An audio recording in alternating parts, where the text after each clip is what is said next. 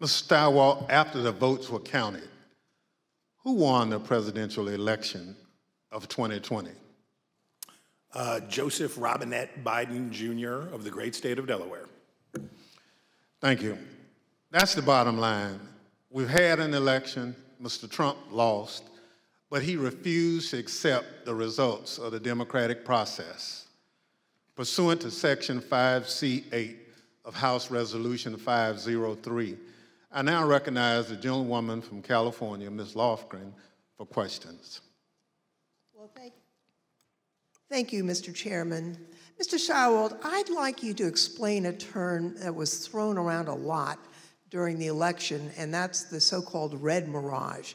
What does that mean? So, in the 40 or 50 years, let's say, that Americans have increasingly chosen to vote by mail or early or absentee, Democrats prefer that method of voting more than Republicans do.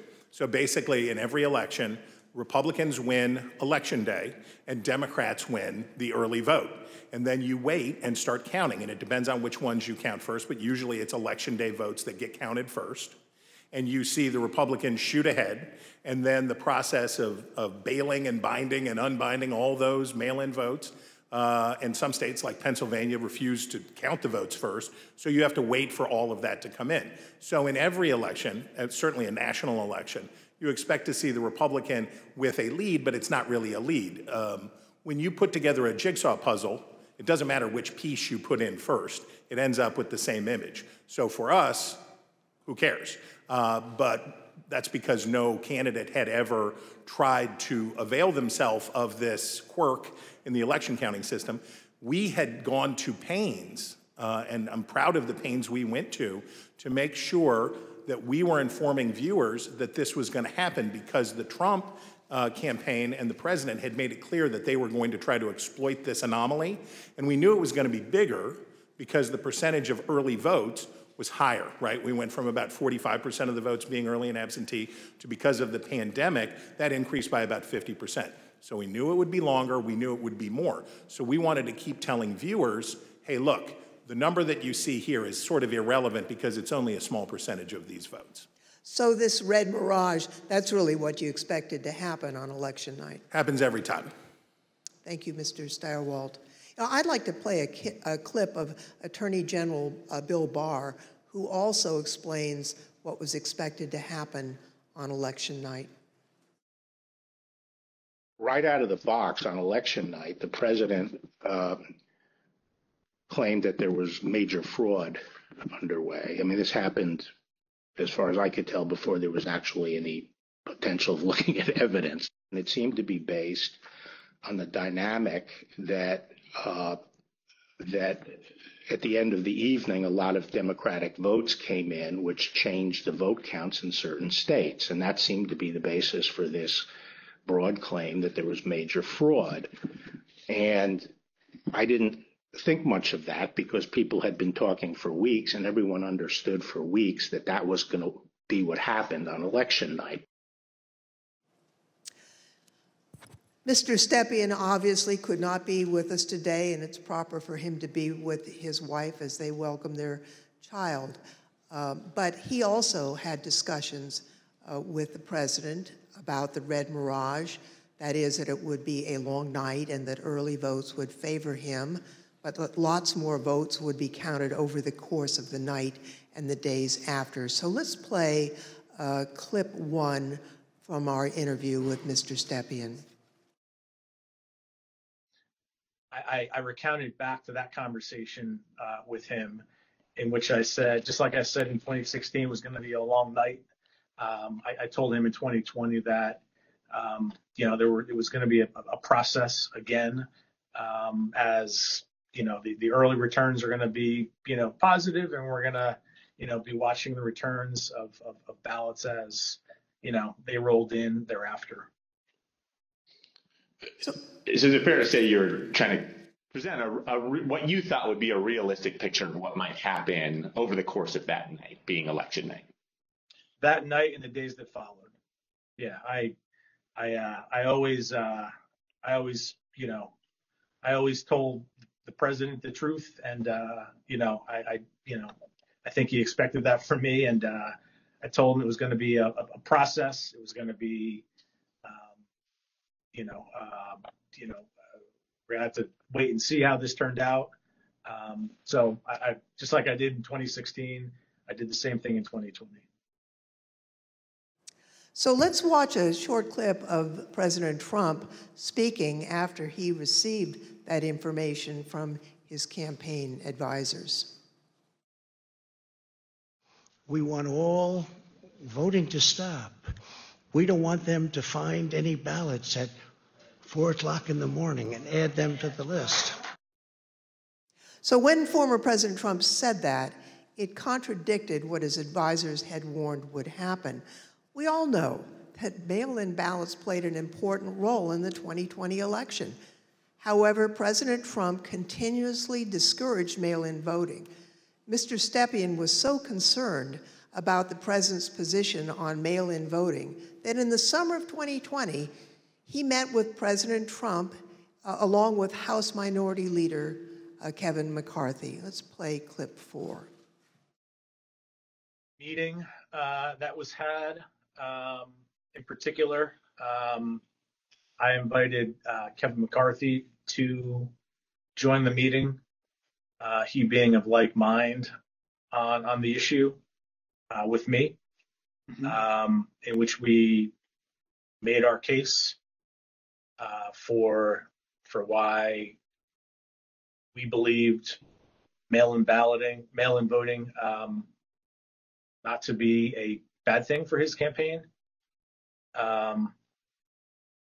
But the president's mind was made up, and he understands, how many times to, go to the well on a particular topic.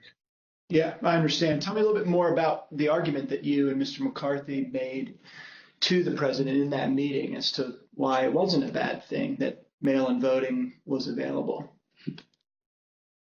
Largely two pillars to that argument, both of which I've previously mentioned. One, leaving a good deal to chance, pushing or urging your voters to vote only on election day leaves a lot to chance. That's A.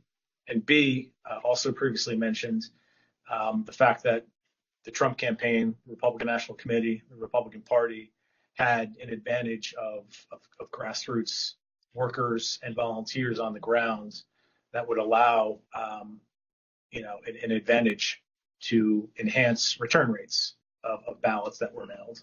Those were the two pillars of the argument. I see. And what, if anything, do you recall Representative McCarthy saying during that meeting? We were echoing the same argument. I mean, his words echoed mine, and vice versa on those two topics. Mr. Stirewalt, you were at the decision desk at Fox News on election night, and you called Arizona early for President Biden, which was controversial. How did you make that call, and where did you think the race stood in the early hours of the next day?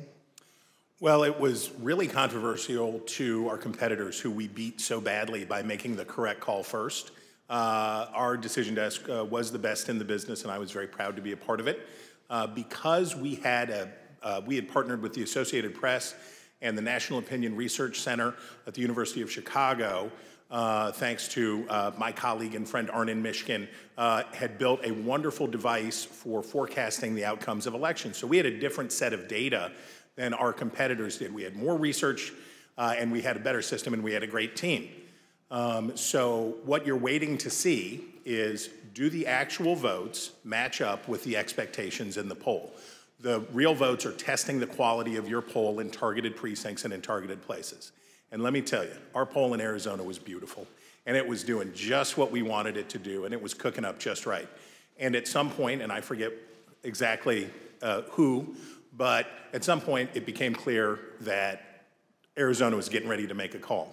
So we, my boss, Bill Salmon, said we're not making any call until everybody says yes, because that was always our policy, unanimity. And you have to understand, in this room, you have, the best People from academia, Democrats, Republicans, a broad cross-section of people who had worked together for a decade, who were really serious about this stuff.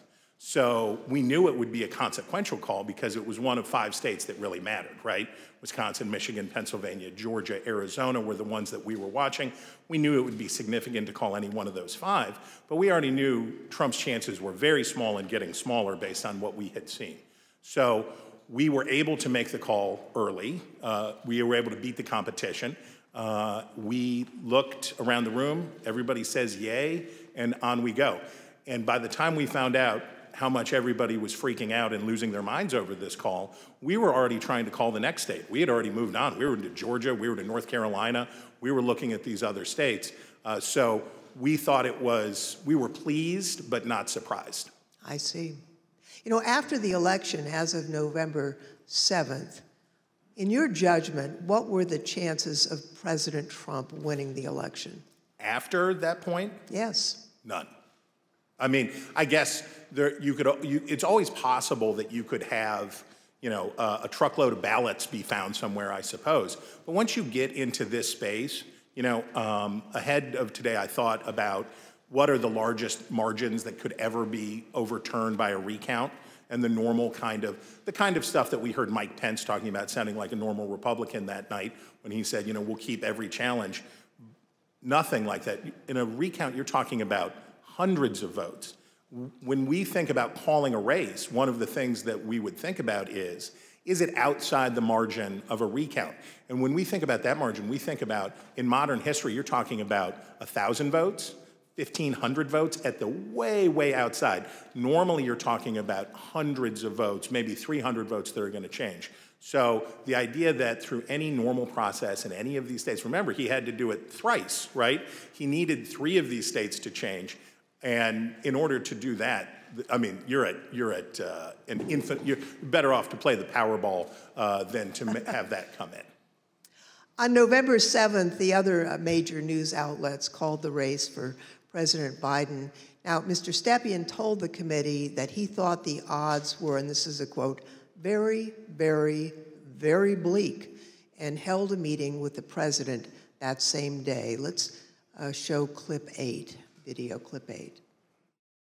I mean, with each day that wore on, I mean, the trajectory of the race on election night, Trump ahead in many states, and as that week wore on, as the 3rd became the 4th, became the 5th, and so on and so forth, and the vote by mail ballots were tabulated, Trump's lead, grew more narrow, and in some places, Biden surpassed, Trump in the vote totals. So as the week wore on, as we paid attention to those numbers multiple times a day, internally, I was feeling less confident for sure. What was your view on the state of the election at that point? Very, very, very bleak. We told him, the group that went over there outlined, my belief in chances for success at this point, and then we pegged it at 5, maybe 10% based on recounts that either were automatically initiated or could be initiated based on realistic legal challenges, not all the legal challenges that eventually were pursued. But it was my belief is that it was a very, very, 5 to 10% is not a very good optimistic outlook. Now, as President Trump and others continued to claim that the election was stolen, there were lawyers who were a part of the campaign lawyers, who were responsible for investigating the fraud claims. That includes Alex Cannon, who could not validate the claims that were being made, including those being made by the president. Let's roll video 15. This is an email. It's 2 emails, actually. The first is from Alex Cannon to you and Faith McPherson. and then you forward that email on to Mark Meadows, Justin Clark, and Jason Miller, the subject being AZ Federal ID Voters. If you look at the original email there, it says, Bill, we completed the AZ analysis you requested. I assume that's about Arizona. And because of the substantial uncertainty surrounding the databases, this is a highly unreliable way to identify ineligible voters. Can you explain the task that you gave to Ms. Cannon for this Arizona analysis? Sure. Previously, I described some of my frustration with some of the claims that people would throw at President Trump regarding, you need to look at this, this happened in this state or that happened in that state. And it would be, those would flow to us to look into. I talked about that before, I think. Yep. This is an example of that. I recall in Arizona, someone had thrown out, I believe this to be the claim, that there were thousands of illegal citizens, people not eligible to vote, having cast their ballots in Arizona. Someone had thrown out that claim to President Trump. And with, the margins being as close as they were, as I previously described, that could potentially matter. So this wild claim is thrown out, which, on its face didn't seem, realistic or possible to me. I asked Alex to look at the claim, and I haven't read this full email, but I recall the response to that. The reality of that was not illegal citizens voting in the election. I think it was like overseas voters voting in the election. So obviously, people who were eligible to vote. When these findings were passed up the chain to President Trump, he became frustrated and he replaced the campaign's legal team. Let's play clip 14.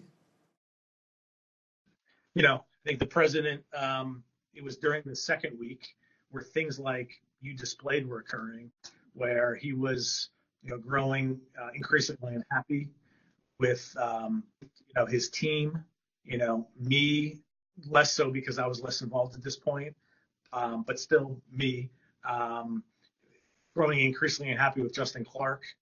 And that kind of, paved the way for, Justin to be moved out and Mayor Giuliani to be moved in as the person in charge of, the legal side of the campaign and, for all intents and purposes, the campaign at that point. Now, when Mr. Stepien became campaign manager, he was the second Trump campaign manager for the 2020 race, and there were only about 115 days until Election Day. So let's play the video. I inherited a campaign that was, the day I was hired was, I believe, President Trump's low point in the 2020 daily average polling against President Biden. It was a campaign at a low point in the polls. It was structurally and fiscally deficient. There was a great deal wrong with the campaign in both of those areas. So most of my day spent fixing and I think I took over with 115 days left in the campaign. Most of my time was spent fixing the things that could be fixed with 115 days left in the campaign. Mr. Stepien has been in the campaign field for a long time, and he worked for lots of different candidates and campaigns. He testified to this committee about his concerns given the claims that Mr. Giuliani and Ms. Powell and their team were making publicly. Let's play clip 15. Okay, and was it important for you, Mr. Stepien, to sort of pull back just for your own professional reputation. You didn't want to be associated with some of what you were hearing from the Giuliani team and others that sort of stepped in the wake of your departure? I didn't mind being categorized. There were two groups of, we called them kind of my team and Rudy's team. I didn't mind being characterized as being part of Team Normal, as reporters, kind of started to do around that point in time. I said, hours ago, early on, that, I've been doing this for a long time, 25 years, and I've spanned, political ideologies from Trump to McCain to Bush to Christie, and, I can work under a lot of circumstances for a lot of varied, candidates and politicians, but a situation where, and I think along the way I've built up a pretty good, I hope, a good reputation for being honest and professional, and I didn't think what was happening was necessarily honest or professional at that point in time. So that led to me stepping away.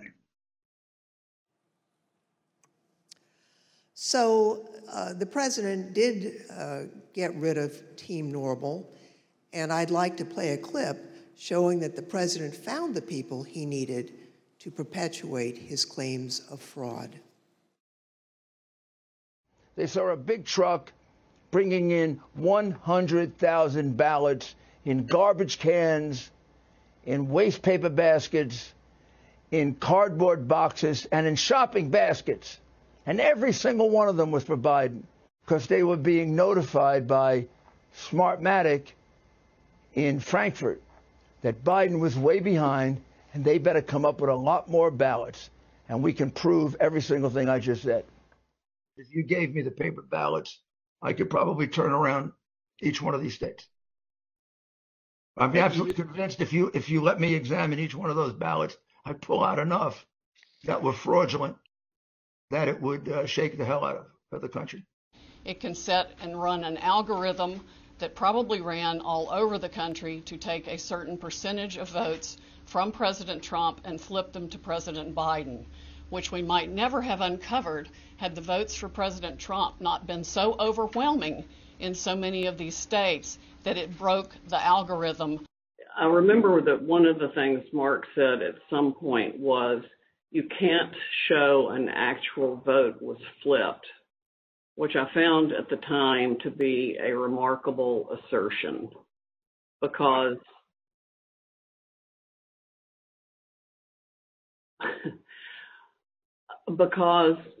you don't have to have the gun to see the body lying on the floor bleeding out with 5 bullet holes in it was killed by a gun.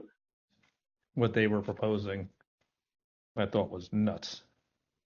And the theory was also completely nuts, right? I mean, it was a combination of Italians, Germans. I mean, different things have been floating around as to who was involved. I remember Hugo Chavez and the Venezuelan. She has an affidavit from somebody who says they wrote a software in and something with the Philippines, and just all over the radar. Did you ever share, Mr. Kushner, your view of Mr. Giuliani? Did you ever share your perspective about him with the president? I guess,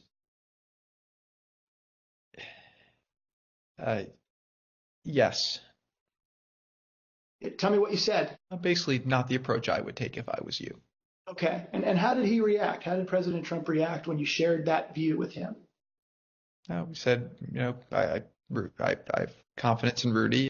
I think I had conversations with probably all of our counsel who are signed up to assist on Election Day as they disengaged with the campaign. The general consensus was that the law firms were not comfortable making the arguments that Rudy Giuliani was making publicly. I seem to recall that I had a similar conversation with most all of them. I made it clear I did not agree with the idea of saying the election was stolen and putting out this stuff, which I told the president was bullshit. And, I didn't want to be a part of it, and that's one of the reasons that went into me deciding to leave when I did. Even Sidney Powell, defending herself in a defamation lawsuit brought by Dominion Voting Systems, argued that, quote, no reasonable person would conclude that her statements were truly statements of fact. Mr. Chairman, I yield back. I thank the witness for joining us today.